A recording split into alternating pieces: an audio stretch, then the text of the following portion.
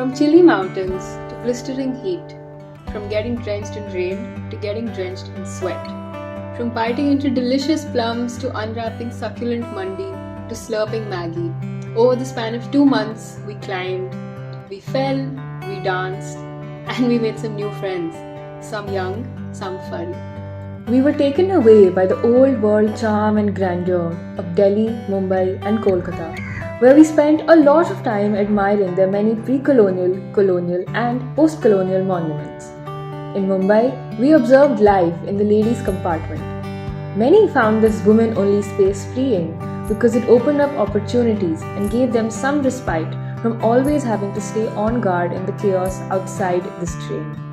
In Hyderabad's Qutub Shahi complex, we saw Muslim women of all ages spend some leisure time or have picnics at the park with their friends or their children. Female presence in a public space without a functional element like work is radical because unlike men, women do not have the leeway to leisure in public spaces.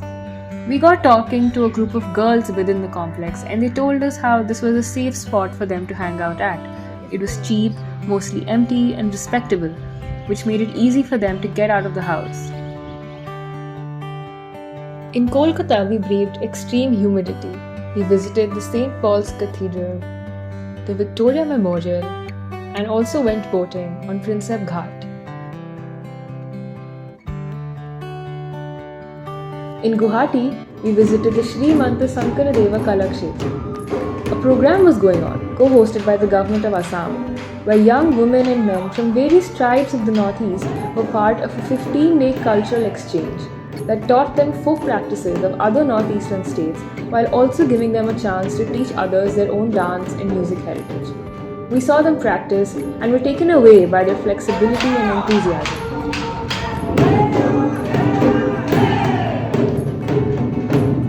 We also met multiple women who ran businesses where they made and sold local snacks like tel pitha. We saw some of the best landscapes while traveling from Assam to Meghalaya. In Meghalaya, we observed the role of the matrilineal society. At restaurants, it was women who took our orders and women to whom we paid our bills. From vegetable shops to buses, it would not be a stretch to say that women did not just occupy public space but dominated It's really helpful for us to the local people here who depends on tourists because of them we could earn something. Right. We also get employed here and get some jobs and all, and right.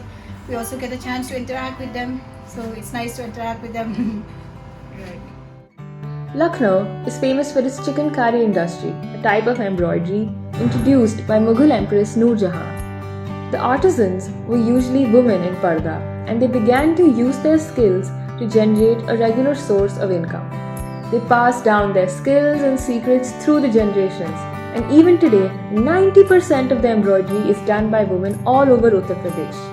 We learned about the process from some of the women at the Lucknow Chicken Factory: design, engraving, block printing, embroidery, washing, dyeing, finishing, stitching, and ultimately selling. In Delhi, we spoke to scores of women who ran their own local business, mostly involved in the clothes and handicraft sectors. They were very open about the economic hardships that they were facing. Traveling alone as a woman in India has its own challenges. Since childhood, we've been asked to distrust strangers and always keep our guards high up.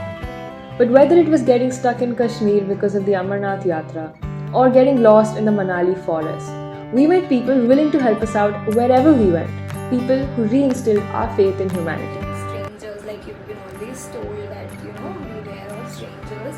But I think the most fun part of traveling is meeting new people.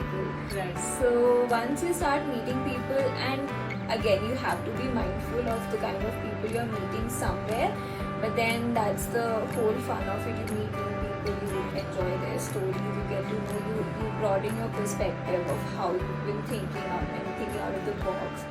On the recommendation of the Explorers Fellowship faculty, we decided to check out the newly inaugurated Atal Tunnel and observe how it has changed the lives of locals. 9 kilometers long and the longest highway tunnel above 10,000 feet in the world, locals told us how it has opened up the area for tourism all year round. there are many more avenues for education and healthcare which have benefited them greatly. The favorite part of our trip came towards the end, Kashmir. Although we visited during the combined peak of summer and Amarnath Yatra, we truly understood why people refer to Kashmir as paradise on earth. We had a fun time in Pahalgam looking at lots of goats. We lounged in apple orchards, went on picnics, and of course, how could we miss the Shikara rides at Srinagar's Dal Lake? And that was our trip. Lots of delicious food, gorgeous sunsets, cheap shopping sprees, inspiring women, and one very important constant. Amul doodh peeta hai India.